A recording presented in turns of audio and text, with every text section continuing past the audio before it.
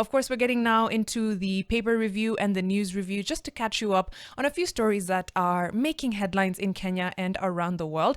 This is a story on page 4 and 5 actually of the Daily Nation, and it's something that we've talked about on the show many times before, which seems to be sort of the stalemate and crisis that our education sector is in. And there's a headline on page 4 that says stalled reforms plunge schools into confusion.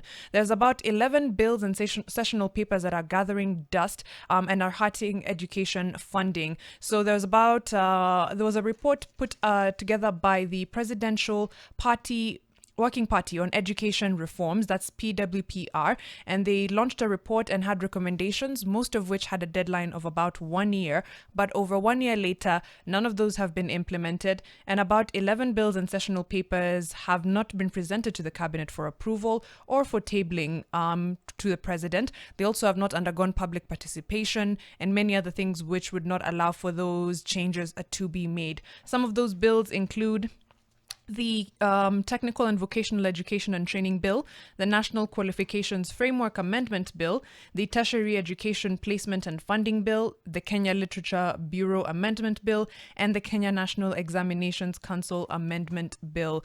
So there's also a proposal by this PWPER, that is the Presidential Working Party on Education Reforms, to have curriculum development changes. They also propose to have a different form of capitation for schools. Capitation funds are what are given to schools for learners every year. And if I'm not wrong, it ranges between about 5,000 shillings per learner to about 20,000 shillings per learner. And it's usually a flat rate depending on whether it's a day school or a boarding school. So this committee basically said that they wanted to have capitation costs to be not based on so much as a flat rate, but depending on the student's background, whether they come from a needy background or from a more well-off background, and then calculate the capitation from there. They also seek to consolidate bursaries. This is at least according to Nairobi Women Representative Esther Passaris, who last week gave notice of motion on comprehensive bursary reforms, which borrow from the Basic Scholarship and Bursaries Bill.